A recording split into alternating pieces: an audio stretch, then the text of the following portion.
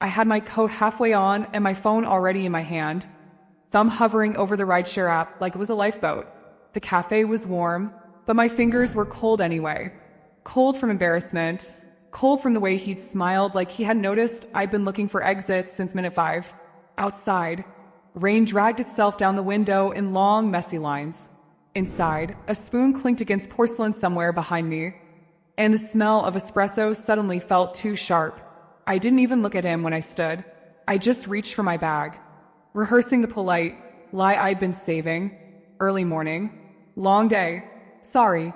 And then, softly, like he didn't want to disturb the air between us, he said one sentence. Not a compliment, not a plea, not even my name. A sentence so quiet and so specific my stomach dropped, like my body recognized it before my mind did. My hand froze on the strap of my bag.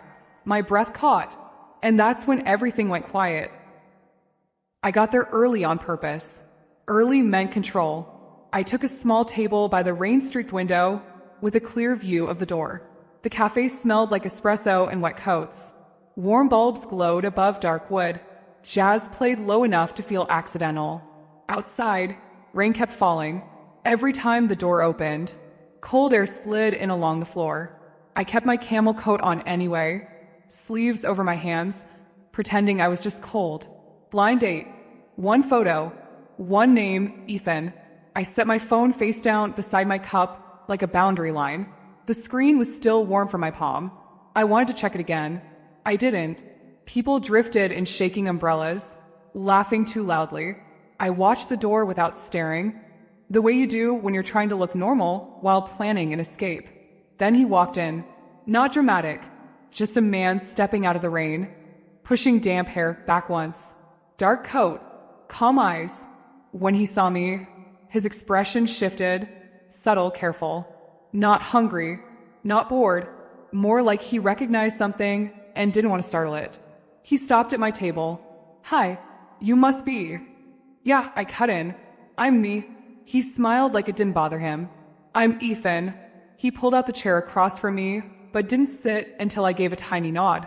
That pause, waiting, hit a place in me I hadn't named. He glanced at my cup. Coffee? Yeah. He turned to the barista. Tea, please. Something simple. He sat with his hands loose on the table. His gaze stayed on my face, then dipped away when it felt too direct, like he understood how quickly attention can become pressure. A silence opened between us. Not awkward, just present. Rain-stitched lines down the glass. A spoon tapped porcelain somewhere behind him. I waited for the impressing, the bragging. He didn't. Instead, he said almost casually, "If you want to leave, I won't stop you." The words landed too close to my ribs. I blinked. What? He shrugged once. Blind dates can feel like traps. I just want you to know you're not stuck. Reasonable. Kind. And I hated how it made my exit plan feel petty. I forced a small laugh. That's considerate. I'm trying, he said. His tea arrived. Steam curled up between us. He didn't touch it right away. He just watched me for one quiet beat, like he was listening for something under my words. Habit moved faster than curiosity. I reached for my bag. My fingers found the strap and started counting without me telling them to. His eyes flicked down, just briefly, to my hands. Then he inhaled like he decided something. He opened his mouth, and something in me went still. I realized he was about to say something no stranger should know.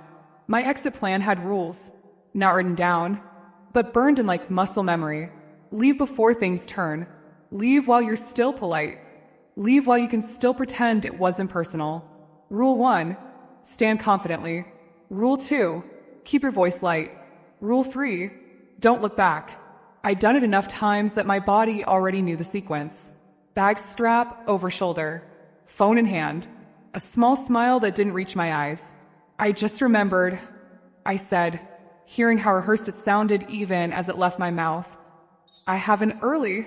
I didn't finish, because Ethan didn't interrupt me with a joke. He didn't plead. He didn't lean forward like he needed to win.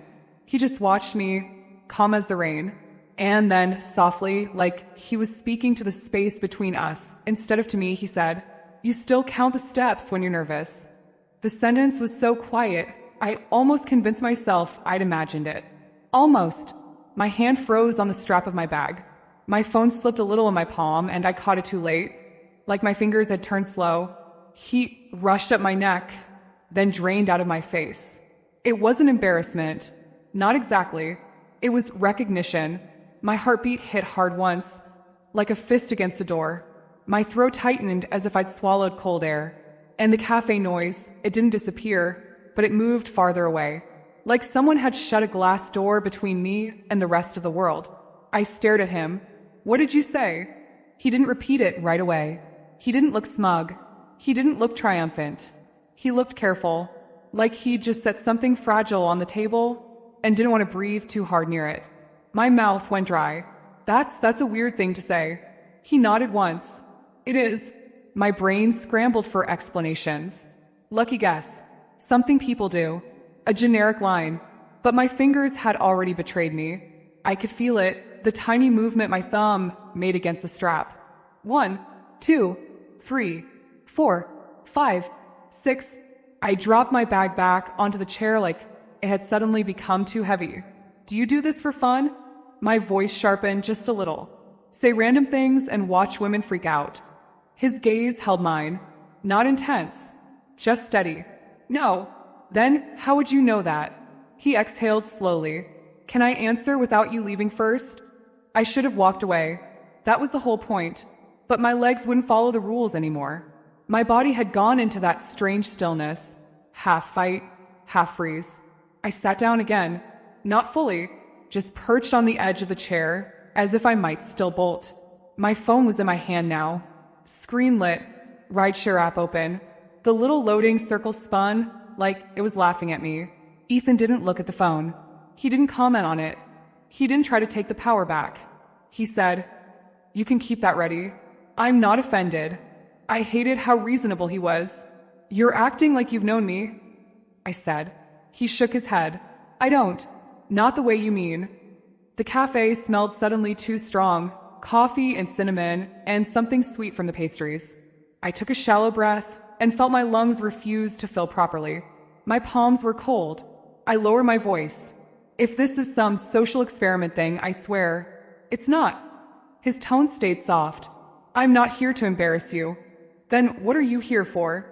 I asked, and I heard it, how close it sounded to begging, even though I'd meant it as accusation.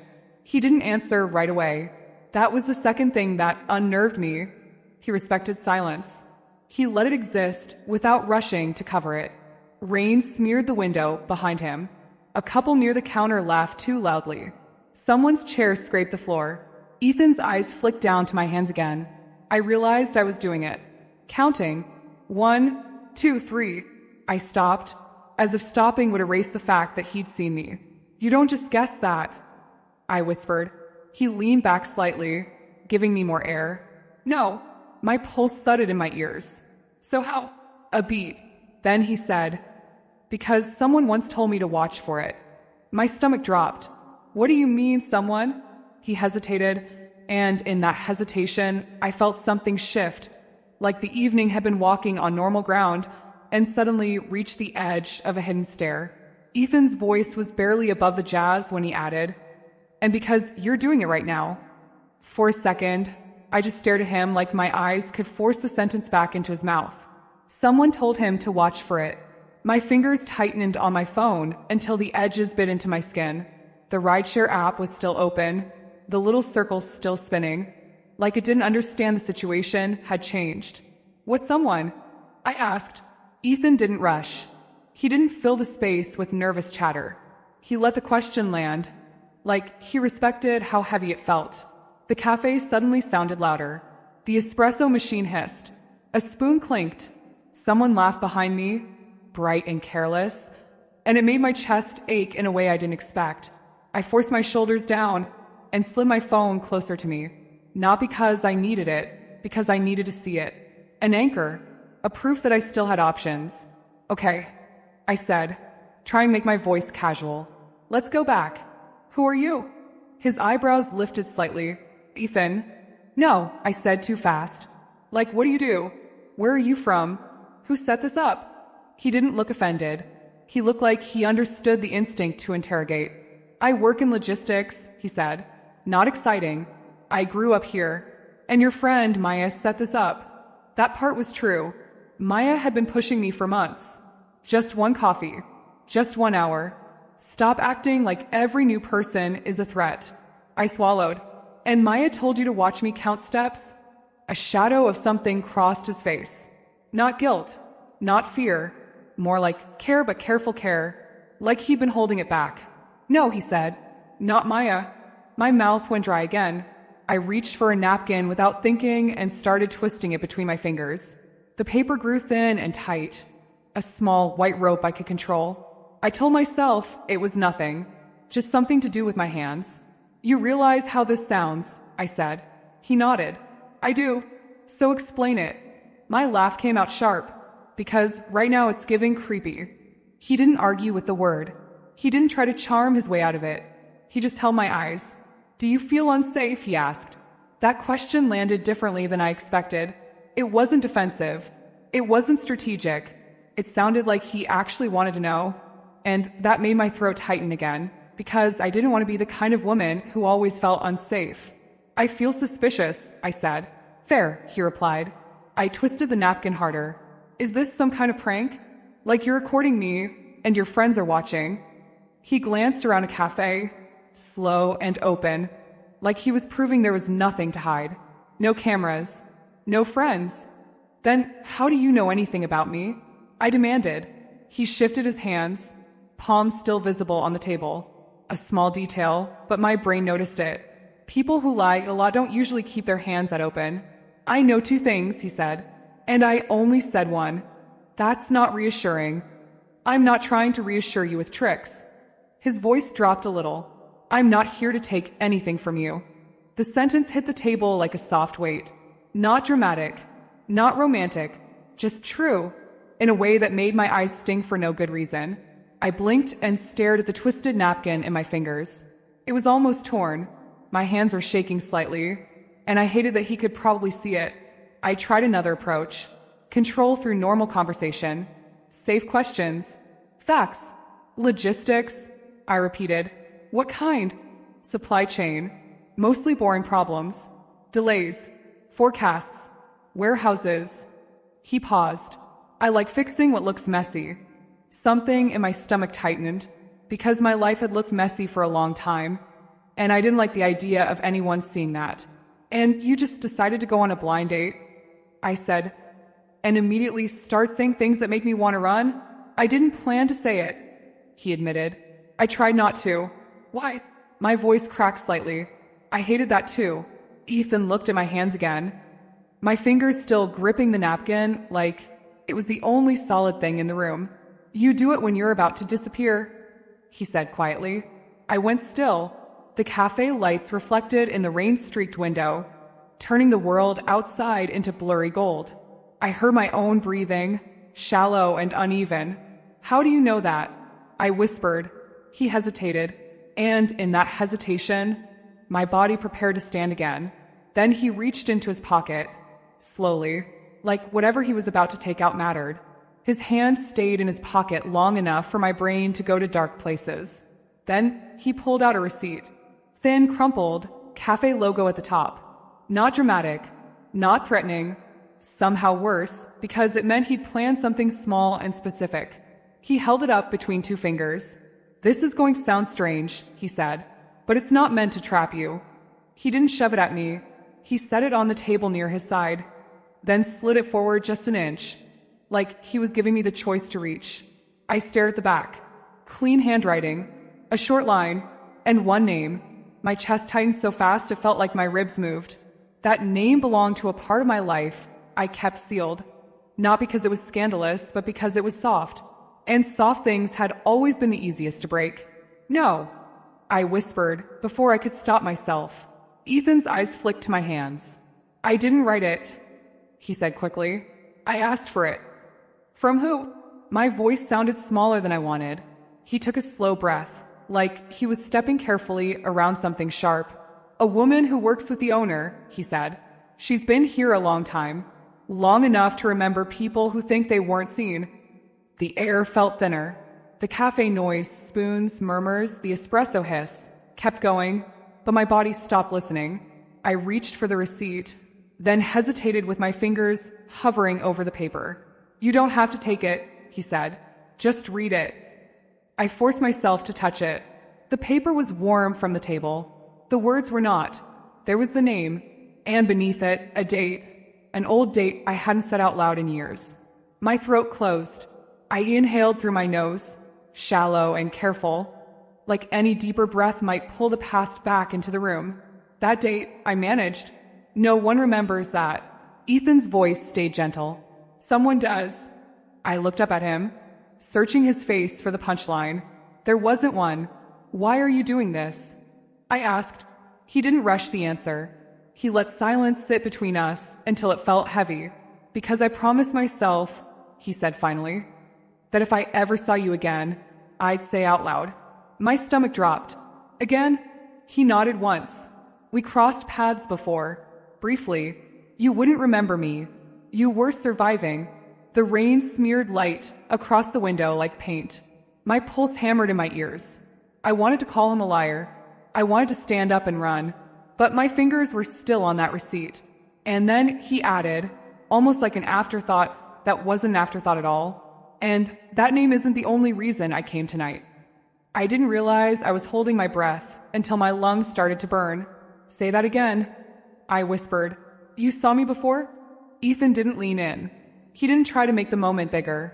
He just nodded slow, like he knew the wrong movement could send me straight back into my exit plan. "It was years ago," he said, "and it wasn't like a scene, just a place, a routine." My fingers were still on the receipt. The paper felt too thin to carry what it was carrying. I forced my voice steady. "What place?" He hesitated, then did something that made my stomach twist again. He asked permission. "Can I show you something?" he said. "On my phone." I stared at him. I hated that my first instinct was suspicion, even when he was being careful. But fear doesn't care about fairness. Fear cares about patterns. "Why?" I asked. "Because it'll make it make sense," he replied. "And if it doesn't, you can walk out." No argument. I watched his hands. Open. Still. No rush. I nodded once. "Show me." He unlocked his phone and turned the screen toward me, but not too close. Like he didn't want to invade my space. It wasn't a photo of me. That hit me like relief and panic at the same time. It was a photo of a corner. A specific corner. A worn armchair beside a tall window. A cheap lamp with a crooked shade. A small table with a stack of flyers that always looked untouched. Even the paint on the wall, scuffed near the baseboard, looked familiar. My chest tightened. I knew that place. I hadn't been there in years, but my body recognized it like a smell. That's my voice caught. That's the old community center. Ethan nodded. "Yeah." The cafe around us kept moving. Someone called out an order. A chair scraped. Rain tapped the glass. But I was suddenly back in that corner, knees pulled to my chest, pretending to read while waiting for time to pass. "How do you have that?" I asked, sharper than I meant to. "I took it," he said. "Not for you. For me." I blinked. "For you?" He swallowed, like admitting this was harder than it should be. I used to go there after work. Late. When I didn't want to go home yet. His eyes flicked to mine. That chair was my reset button. That didn't sound like a line. It sounded like a real, slightly embarrassing truth. I stared at the photo again, zooming in without thinking. The graininess, the warm yellow light, the angle, like someone took it quickly, not staged. "I used to sit there," I said before I could stop myself. "I know," he replied. My blood went cold. "You know," I repeated. "How do you know that?" He pointed to the bottom edge of the photo. "Because of this." A small detail easy to miss. A sticker on the side of the table. A faded little star. My stomach flipped. I had put that sticker there. I remembered pressing it down with my thumbnail, thinking it was stupid, thinking it didn't matter, thinking I was wasting time. But I did it anyway. I stared at him. "You're telling me you noticed a sticker?" He shook his head. "I noticed you." My pulse spiked. The napkin in my hand was twisted into a tightrope now. I hadn't even realized I'd grabbed another one. I tried to keep my voice calm. If you noticed me, why didn't you say anything back then? He didn't answer right away. His gaze dropped, then came back up. Because you look like you were holding yourself together with tape, he said quietly. And I didn't want to be another person asking something from you. The words hit too close to the center of my chest. My eyes burned and I hated it. I blinked hard and looked down at the mug between my hands like it could save me. You said I wouldn't remember you. I managed. Were you watching me?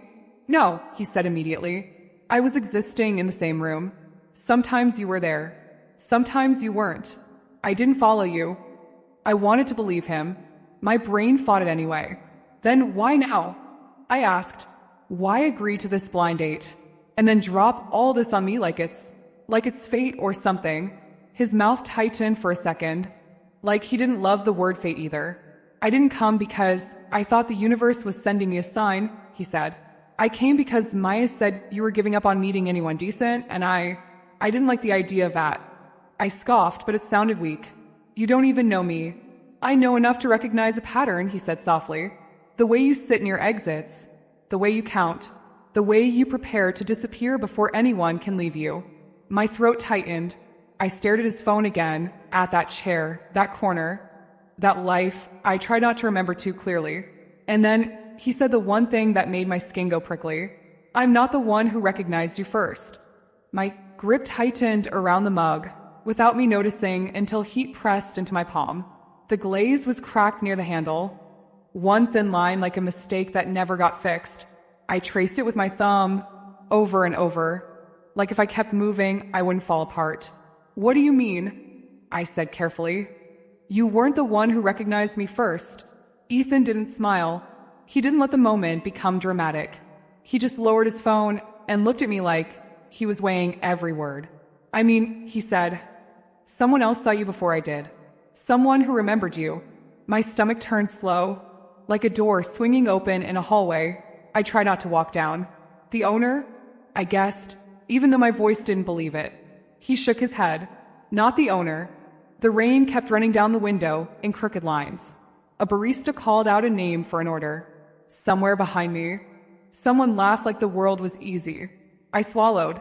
Then who? Ethan's gaze dropped to the receipt in my hand, then back to my face. You're holding her name, he said softly. My fingers went numb. I stared at the handwriting again, as if it might change. That's not a real answer, I whispered.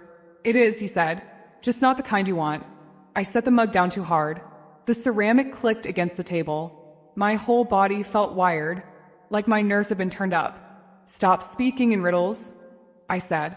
My voice came out sharper than I intended. If you know something about me, say it clearly. Right now. Ethan nodded once, like he accepted the demand. He leaned back a fraction, giving me space, and spoke carefully. Her name is Ruth, he said. She used to volunteer at that community center. Not officially, just a woman who was always there.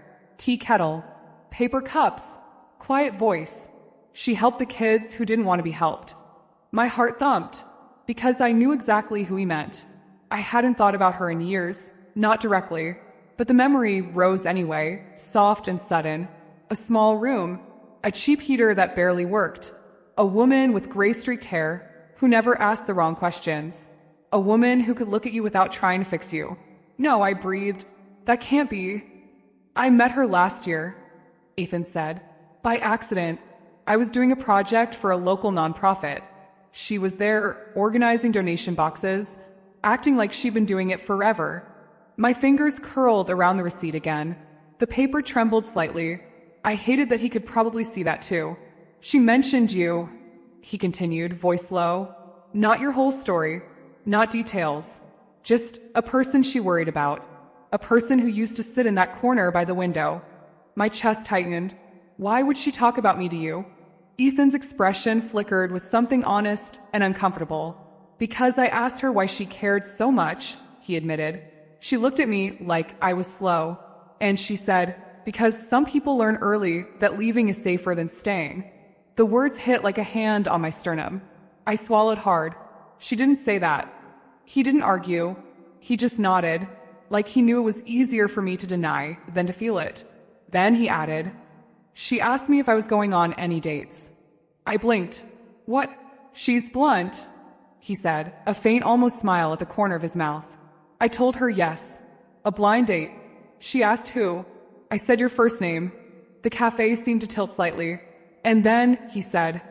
She went quiet. The way he said it, quiet, heavy, made my skin prickle. What kind of quiet? I asked.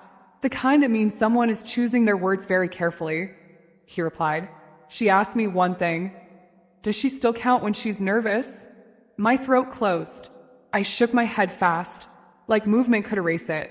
No, it's true, Ethan said gently. She told me to watch for it. Not because she wanted you exposed, because she didn't want you to run without being seen. I stared at him, my eyes burning, and I hated the burning more than anything. You're lying, I said, but it sounded thin. Ethan's gaze didn't waver.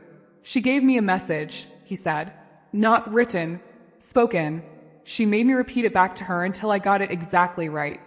My fingers pressed into the receipt, so hard it wrinkled. I don't want a message, I whispered. I know, he said softly. That's why she did it this way. I laughed once, small, broken. So you're telling me this whole night is what? A delivery? No, Ethan said immediately. It's a date. It can still be just a date. But she asked me to say one sentence. Only if it felt like you were about to disappear. I went still. The jazz drifted under the noise of the cafe like a heartbeat. Rain blurred the city lights into soft gold. Ethan's tea sat untouched, steam fading. He watched me, my hands, my posture, the way my shoulders were lifted like armor. Then he said, Can I say it? I didn't answer. My silence was the answer. Ethan's voice dropped even lower, like he didn't want anyone else to own the words. She told me to say this exact line if I ever met you, he murmured, and only if you were about to leave. My pulse hammered. He looked right at me and spoke the sentence like it belonged to my bones. You don't have to earn rest. My breath left my body all at once. My eyes stung hard. My hand flew to the mug, gripping it like it could keep me upright. Because that wasn't a phrase you guessed. That was something Ruth had said to me once, years ago, when I was 16 and trying to pretend I wasn't tired. I shook my head, barely able to breathe. No one knows that. Ethan didn't smile. He didn't celebrate. He just said quietly, I know. The sentence sat between us, like a warm mug you're afraid to touch. You don't have to earn rest. My eyes stayed on the table because if I looked at Ethan too long, I might cry. Quietly, humiliatingly, right there under the cafe lights with strangers laughing in the background like nothing in the world ever hurt them. I swallowed. My throat felt tight, like I'd been holding words behind my teeth for years. Ruth is alive? I asked, and my voice came out rough. Ethan nodded. Yeah, she's alive. A strange relief moved through my chest, immediately followed by anger at myself for not checking, for not asking, for not wanting to know anything that could pull me back toward that time. Why didn't she reach out? I whispered. Ethan didn't answer that one for her. He just said, She didn't want to chase you. She said chasing makes some people run faster. That made my stomach twist because it was true. Even kindness could feel like pressure when you'd spent your life bracing for demands. I forced a breath into my lungs. So she told you to find me? No, he said. She told me to notice you. There's a difference. I let out a short, bitter laugh. And you just happened to end up on a blind date with me. He met my eyes. That part wasn't destiny. It was Maya. I flinched at my friend's name. Maya meant well. Maya also had no idea how close my walls sat to my skin. Ethan continued, careful. I didn't know it was you when I said yes. Maya showed me a photo. It was recent. I didn't connect it to the girl from the center. Not right away. My chest tightened, but then you recognized me. He nodded once. When I walked in, the way you chose the seat, the way you held your phone like a shield, the way your coat sleeves covered your hands. I looked down at my coat. The cuffs were still damp from the rain. I'd been rubbing them like a nervous tick. I didn't come here with a plan to drop your past on the table, he said quietly. I almost turned around. I told myself, don't do it. Let her have a normal night. And then you did it anyway. I snapped, but my voice cracked at the end. I did it because you stood up, he said. Because your body did that thing. like you were already gone. I went still. He was right. I had left 1,000 rooms before anyone could decide whether to keep me. I stared at the twisted napkin beside my cup, the paper rope I'd made without noticing.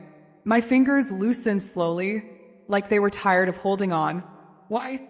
I asked softer now. Why would Ruth care enough to send a message through a stranger? Ethan's gaze dropped, then lifted again. She said you were the kind of person who learns early that asking for anything costs too much, that you'd rather be the one who leaves than the one who gets left. The words hit with the dull ache of truth. I didn't want to give him anything. I didn't want to hand him a story he could carry out of this cafe like a souvenir. But my body was already telling on me. My shoulders were up around my ears. My breath was shallow. My stomach was tight like I'd swallowed a stone. So I gave him one truth. Just one. I don't like being watched when I'm deciding, I said. Ethan didn't ask what I meant. He nodded like he understood. I stopped. Tried again. I used to live in places where you had to earn space. Earn quiet. Earn food. Earn not being yelled at. I kept my voice flat, like if I kept it flat, it wouldn't become something messy. So now, when things start to feel uncertain, I leave. Because leaving feels like choosing. Ethan's expression didn't turn pity soft. He didn't tilt his head like a therapist. He just listened, steady. When he spoke, it was simple. That makes sense. It shouldn't have mattered. But it did. Something in my chest unclenched a fraction. He added, I'm not asking you to trust me. Just don't punish yourself in front of me. My eyes burned again. I blinked fast, staring at the rain on the window until it blurred. For a moment, the cafe felt like a scene paused on a frame. Warm light, wet glass, two people sitting too still while life moved around them. Then my phone buzzed. One short vibration against the table. Bright screen flashing to life. The notification was from a name I hadn't seen in years. And suddenly the room felt 10 degrees colder. My phone buzzed again, softer this time, like it was testing whether I'd react. I didn't want to look. Looking felt like agreeing that the past still had permission to walk into my present. But the screen was already lit, bright against the dark wood table. Reminder, 7:15 p.m. Don't disappear. No sender. No message thread. Just my own words, scheduled years ago, like a note I'd left for a future version of myself. My stomach dropped anyway. I stared at it until the letters started to blur. The cafe sounds rushed back in. Milk steaming. Someone laughing. The rain pressing against the glass. Yet my body stayed frozen, like it couldn't decide which year it was in. Ethan didn't crane his neck. He didn't ask what it said. He just watched my face with that steady patience that somehow made everything feel more exposed. I didn't do that, I said quickly, before he could even think it. I didn't think you did, he replied. I swallowed. My throat felt tight, raw. It's a calendar reminder. Old? How old? He asked, gentle. I didn't answer right away, because saying it out loud would make it real. 7 years, I finally whispered. Ethan's eyes softened, not with pity, with recognition. That's a long time to carry something. I let out a breath that didn't feel like mine. I forgot it existed. But the truth was worse. I hadn't forgotten. I buried it, like I buried anything that could pull me back into meeting. The reminder kept glowing. The words were simple, almost stupid. Don't disappear. My fingers hovered over the screen. Dismiss. Snooze. Delete. The 3 clean options. The 3 ways to make it quiet again. Instead, without thinking, I tapped it open. Details popped up. A title. A date. And a location. The location made my chest tighten. It wasn't an address. It was a name. Ruth's Tuesday TA, Community Center. My vision tunneled for a second, like my brain couldn't handle how neatly everything had lined up. That can't be right, I murmured. Ethan still didn't look at the screen. He waited for me to choose what to share, and that respect made my eyes sting harder than any confrontation would have. I used to set reminders, I said, voice thin, so I wouldn't forget the small things that kept me okay. He nodded once, like tea. I almost laughed, but it came out as a shaky exhale. She would make it for anyone, even if they didn't ask. Especially if they didn't ask. For a moment, I could smell it. Cheap black tea, too much sugar, a hint of cinnamon, the kind of comfort that didn't announce itself. I stared at the reminder again, my thumb hovering over delete like it was a weapon. Ethan's voice was low. The timing feels intense. It feels like a prank from the universe, I said, and immediately hated myself for sounding like someone who believed in signs. He didn't make fun of me. He just said, or it's just math. You scheduled it. Tonight happens to be the same date. My lungs loosened a fraction. Rational. Grounded. A string pulled tight enough to hold me. Still, my hands were shaking. I locked my phone and set it down face up this time. Like hiding it would only make it louder in my head. Ethan watched that small decision like it mattered. I took a deeper breath. The first real breath since he'd spoken Ruth's message. So what now? He leaned back slightly, giving me space to stand if I wanted. Only what you choose, he said. We can finish the date like normal, or you can walk out. I'll mean it when I say I won't follow. I stared at him, trying to find the trick. There wasn't one, and that scared me in a different way, because a clean choice meant I couldn't blame anyone else if I ran. My phone buzzed one more time. A second notification, this one not mine. A new message. A name I didn't expect to ever see again. The new message sat on my screen like a dare. Ruth, unknown number. Tea is still on Tuesdays. If you're tired, you're allowed to sit down. My stomach dropped so fast I felt in my knees. For a second, I couldn't move. My thumb hovered over the thread, waiting for the punchline, some gotcha, some explanation that would make it safe. But there was nothing else. No emojis, no extra words, just that sentence, plain and steady, like Ruth had always been.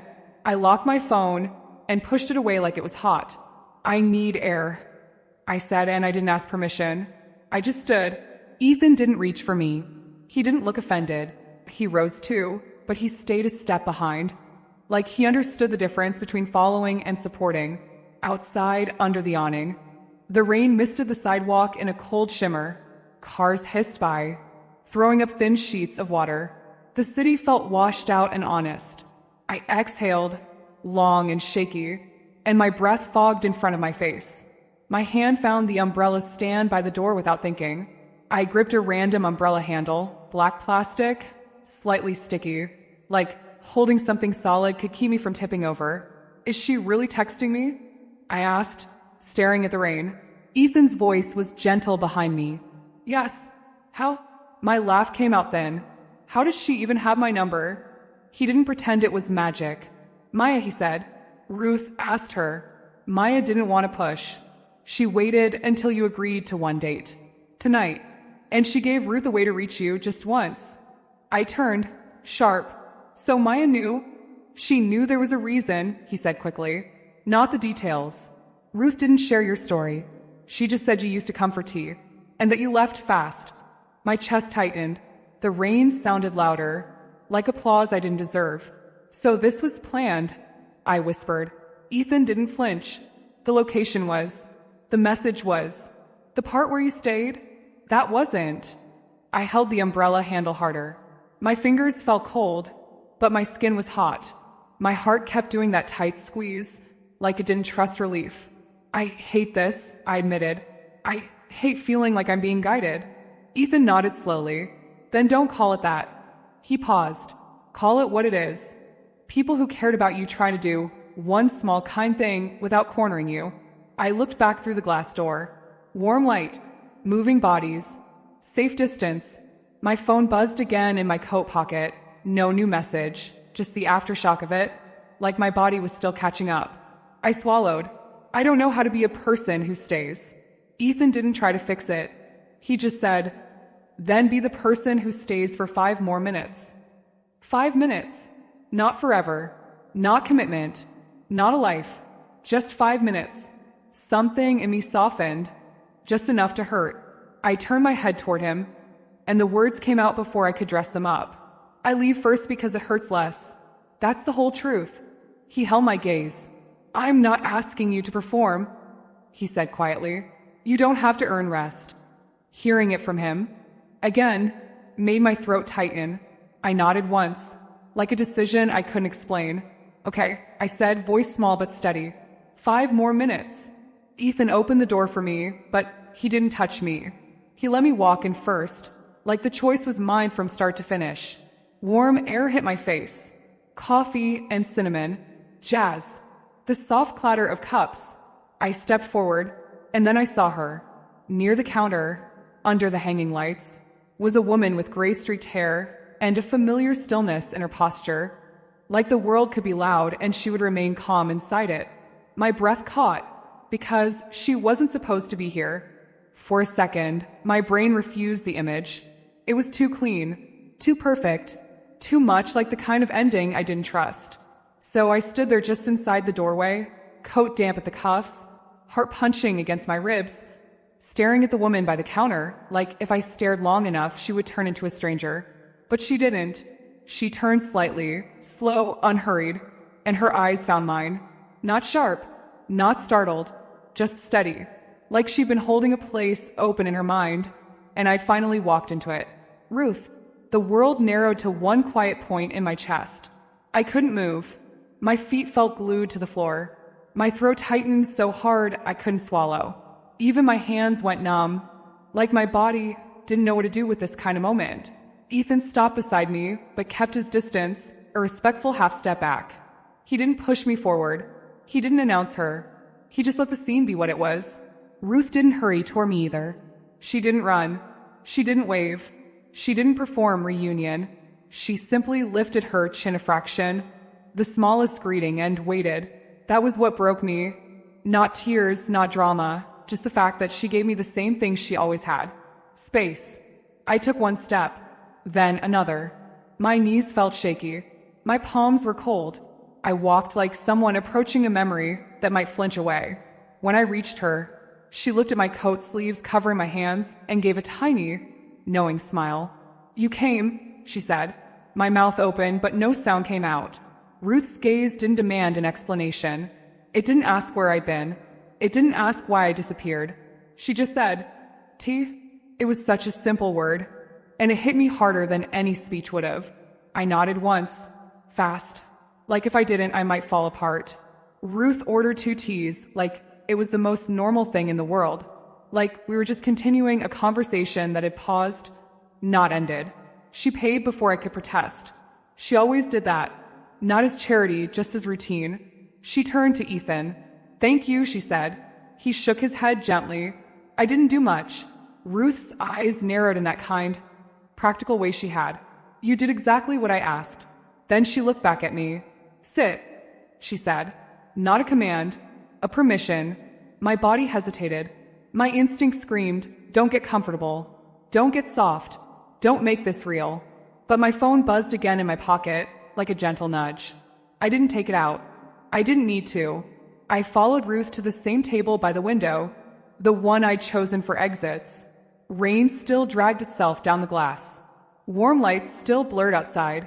The cafe still sounded like a normal night. But something inside me had shifted, barely, like a lock turning. Ruth sat first. Then she looked at the chair across from her, waiting. I sat. My shoulders dropped a little, like they'd been holding weight that wasn't even mine anymore. Ruth wrapped her hands around the paper cup. "You look tired," she said. I tried to smile. It came out small and wobbly. "I am." She nodded like that was enough. Like tired didn't need to be defended. I stared at the steam rising from my cup. My eyes burned. I blinked hard, swallowing the tightness. "I didn't know you." My voice cracked. "I didn't know you were still." "Here," she finished, calm. "I am." The silence between us wasn't awkward. It was the kind of silence that lets you breathe. I glanced at Ethan. He had stayed nearby, not hovering. He looked like he was giving me the exact amount of space I needed. Ruth followed my glance and said, "This is not a trap." My stomach tightened, then loosened. Tears threatened again, not because I was sad, but because something in me was finally unclenching. I let out a breath. It felt like one. Ruth nodded. "Because you learned that closeness comes with a price." I flinched at how simply she said it. No blame, no lecture, just truth. Ethan spoke quietly, like he didn't want to intrude. Maya thought a date would feel lighter than a "we need to talk." Ruth agreed. I turned to him, So the blind date was a bridge. Ethan nodded. A normal context, he said. A public place. An easy way out. So you could choose. Ruth sipped her tea. I didn't want anyone to chase you, she said. I wanted you to have one moment where staying didn't mean surrender. My throat tightened. I stared at the cup, at the steam, at my hands. Then the words came out, quiet, honest, almost embarrassed. I leave before I'm left, I whispered. Ruth didn't gasp. She didn't pity me. She just nodded like she'd been waiting for me to name it in my own voice. Ethan's gaze stayed on me, steady. I don't want a grand moment, he said softly. I want a real one. I swallowed. My fingers trembled slightly, then stilled. For the first time all night, I pushed my phone farther away instead of keeping it close. Not to prove anything, just because I didn't need it as a shield right then. Outside, rain kept falling. Inside, the cafe kept living around us, cups clinking, voices soft, music low. Normal life continuing. Even while something important happened quietly at our table, Ruth watched me like she wasn't measuring my progress. She was just present. Ethan didn't ask for my number. He didn't ask for another date. He didn't rush the ending into a neat bow. He just sat there, hands relaxed, giving me the rarest thing I'd ever been offered on a first meeting. Time. I took a slow breath. This one reached the bottom of my lungs. Then I looked at him, really looked, and felt the shape of a new choice forming. Not loud, not dramatic, just true. And for the first time, I didn't plan my escape. I planned what to say next. If this story stayed with you, the next one is already on your screen. Click to keep watching and subscribe for more real stories like this.